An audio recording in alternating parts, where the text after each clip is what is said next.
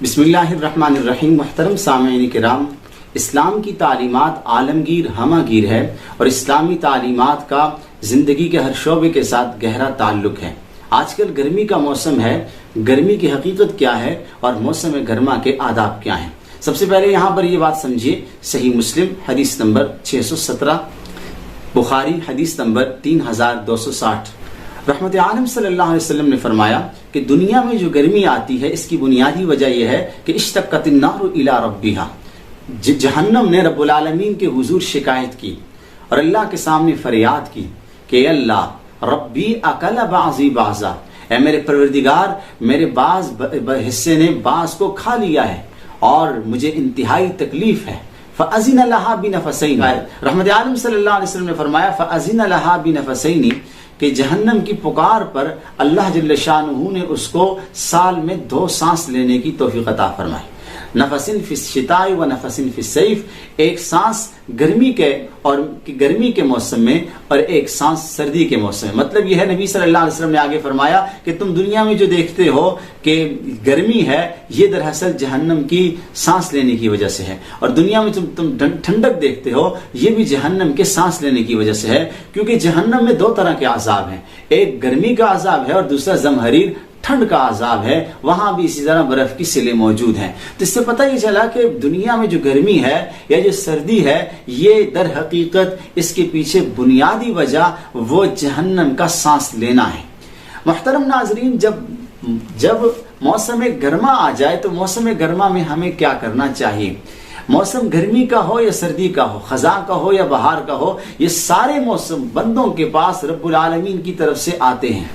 کوئی بھی موسم آئے، حال کوئی بھی آئے، بندوں کو انسانوں کو اس پر رضا اختیار کرنی چاہیے. سب سے پہلا کام جب بھی موسم گرما آئے تو پہلا اس کا ادب اور پہلا اس کا ادب جب بھی موسم گرما آئے تو پہلا ادب اس کا یہ ہے کہ حالات جیسے بھی ہوں اس پر تسلیم و رضا کا جذبہ ہونا چاہیے کہ حالات جیسے بھی ہوں ان کو برداشت کرنا چاہیے. چنانچہ سورہ بقرہ آیت نمبر 216 میں اللہ جل شانہ نے فرمایا ہے عسیٰ ان تکرہوا شیئا وہو خیر لکم، ہو سکتا ہے کہ ایک چیز کو تم ناپسند کرو لیکن عین ممکن ہے وہ آپ کے لیے بہتر ہو. اور عسیٰ ان تحبوا شیئا وہو شر لکم، اور آپ ہو سکتا ہے کہ آپ ایک چیز کو پسند کرتے ہو لیکن در حقیقت وہ آپ کے لیے بہتر نہ ہو. تو ہو سکتا ہے کہ گرمی اور سردی کے عدلنے بدلنے میں، موسم کے چینج ہونے میں ہمارے لیے بہت ساری نعمتیں بھی کار فرما ہو سکتی ہیں جس کا انکار نہیں کیا جا سکتا. آج کی جدید سائنس نے بھی اس حقیقت کو تسلیم کیا ہے کہ موسموں کی تبدیلی کی وجہ سے انسانوں کے ساتھ اس کے بہت سارے فوائد وابستہ اور منسلک ہیں. تو پہلا کام تسلیم و رضا کا ہے، حالات اور موسم جیسے بھی ہوں. اس لیے رحمت عالم صلی اللہ علیہ وسلم کے بارے میں آتا ہے، چنانچہ سنن ابی داؤد حدیث نمبر 4908 ہے. نبی کریم صلی اللہ علیہ وسلم کے سامنے ایک صاحب نے ہوا کو برا بھلا کہا. تیز ہوا چلی، اس کی چادر گر گئی، اس نے ہوا پر لعنت کی. تو نبی صلی اللہ علیہ وسلم نے فرمایا ہوا پر لعنت نہ کیجیے کیونکہ یہ تو اللہ کے حکم کے تابع ہے. جو یاد رکھیے جو کسی پر لعنت کرتا ہے، اگر جس پر لعنت کی جاتی ہے اگر وہ لعنت کا مستحق نہیں ہے تو وہ لعنت جو ہے لوٹ کر لعنت کرنے والے پر آ پڑتی ہے. تو اس لیے لہٰذا سب سے پہلا کام ہمیں تسلیم و رضا کا جذبہ اپنانا ہوگا.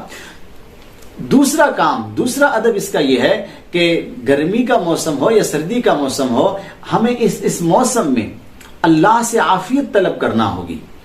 اور رحمت عالم صلی اللہ علیہ وسلم نے فرمایا، چنانچہ جامع ترمذی حدیث نمبر 3548 ہے. نبی کریم صلی اللہ علیہ وسلم نے فرمایا اللہ سے ایمان کے بعد اگر کوئی چیز مانگی جائے جو اللہ کو سب سے زیادہ پسندیدہ ہے وہ عافیت کی دعا ہے. اور ایک حدیث میں آتا ہے نبی کریم صلی اللہ علیہ وسلم نے فرمایا جس کو عافیت مل گئی دنیا اور آخرت کی فوز و فلاح اس کو حاصل ہو گئی. یہی وجہ ہے کہ سنن ابی داؤد کے اندر حدیث موجود ہے، حدیث نمبر 5074 ہے. نبی کریم صلی اللہ علیہ وسلم دعا فرمایا کرتے تھے اللہم انی اسألک العفو والعافیت فی الدنیا والآخرہ، اللہم انی اسألک العفو فی دینی و دنیایا. نبی کریم صلی اللہ علیہ وسلم عافیت کی دعا مانگا کرتے تھے اللہم استر عوراتی و آمن رواتی. تو عافیت کی دعا اللہ سے مانگنی چاہیے. تیسرا کام دنیا کی گرمی کو دیکھ کر ہمیں آخرت کی گرمی کو یاد کرنا ہوگا. چنانچہ صحیح بخاری حدیث نمبر 3265 ہے. رحمت عالم صلی اللہ علیہ وسلم نے فرمایا نارکم جزء من 70 جزء من نار جہنم، تمہاری دنیا کی آگ جہنم کی آگ سے 70 گنا کمزور ہے. ٹھیک ہے, تمہاری اب آپ اندازہ کیجئے, دنیا کی آگ کے سامنے ہم انگلی نہیں رکھ سکتے, دنیا کی آگ کے سامنے ہم ٹھہر نہیں سکتے, سورج کی تپش کو ہم برداشت نہیں کر سکتے, تو آخرت کی آگ کا کیا عالم ہوگا. اللہ تعالی ہم سب کی حفاظت فرمائے. چوتھا کام, ہمیں توبہ اور استغفار کو اپنانا چاہیے. اس وقت ہم دیکھتے ہیں کہ پوری دنیا میں موسم گرمی کا ہو یا سردی کا ہو, حد اعتدال سے تجاوز کر گیا ہے. ہیٹ سٹروک کی وجہ سے دنیا میں اموات ہو رہی ہیں. اب سائنس جو بھی کہے اس کا انکار نہیں, لیکن قرآن حکیم نے دنیا میں پریشانیوں کا اور آفات کا اور مصیبتوں اور آلاؤں بلاؤں کی جو بنیادی وجہ قرار دی ہے, فرمایا وما اصابکم من مصیبت فبما کسبت ایدیکم ویعفو عن کثیر. دنیا میں جو کچھ تمہیں پہنچتا ہے در حقیقت یہ تمہارے ہاتھوں کی کمائی کی وجہ سے ہے. اسی لیے حضرات گرامی, ہمیں توبہ اور استغفار کرنا ہوگا. رحمت عالم صلی اللہ علیہ وسلم نے فرمایا من لزم الاستغفار جعل اللہ من کل ضیق مخرجا. جو آدمی استغفار کو لازم پکڑتا ہے, یاد رکھیے استغفار کو لازم پکڑنے والوں کے لیے اللہ تعالی ہر تنگی سے راستہ نکال دیتے ہیں. رحمت عالم صلی اللہ علیہ وسلم نے فرمایا جو لوگ استغفار کرتے ہیں قیامت میں ان کا نامہ اعمال بہت ہی وزنی ہوگا. گرمی کے موسم میں ہمیں چھٹا کام یہ کرنا ہوگا, جو ہمارے ماتحت ہیں, مزدور ہیں, جو ہمارے ساتھ کام کر رہے ہیں, ان کے کام کو ہلکا کیا جائے.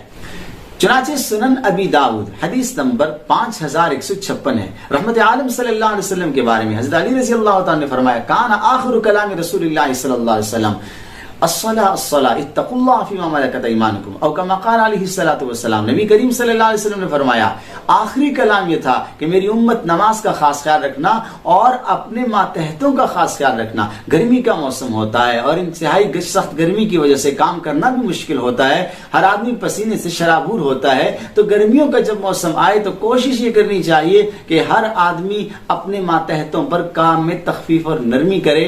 کرو مہربانی تم اہل زمین پر, خدا مہرباں ہوگا عرش بری پر.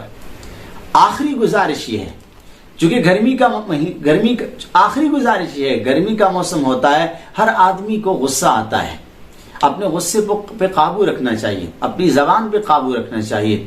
حضرت عبداللہ بن عمر رضی اللہ تعالیٰ نے رحمت عالم صلی اللہ علیہ وسلم سے سوال کیا. حضرت عبداللہ بن عمر رضی اللہ تعالیٰ نے حضور فخر عالم صلی اللہ علیہ وسلم سے عرض کیا اللہ کے حبیب, مجھے اللہ کے رسول, مجھے اللہ کے غضب سے کون سی چیز دور کر سکتی ہے؟ فرمایا غصہ مت کیجیے. چنانچہ صحیح بخاری میں رحمت عالم صلی اللہ علیہ وسلم نے فرمایا لا تغضب, غصہ مت کیا کرو. اس سے معلوم ہوا کہ ہمیں اپنے غصے پر کنٹرول کرنا ہوگا, اپنی زبان پر کنٹرول کرنا ہوگا, اپنے جذبات پر کنٹرول کرنا ہوگا. رب العالمین اللہ تعالیٰ سے دعا ہے اللہ تعالیٰ ہمیں ہر حال میں خوش رہنے کی اور اللہ کے فیصلوں پر راضی رہنے کی توفیق عطا فرمائے.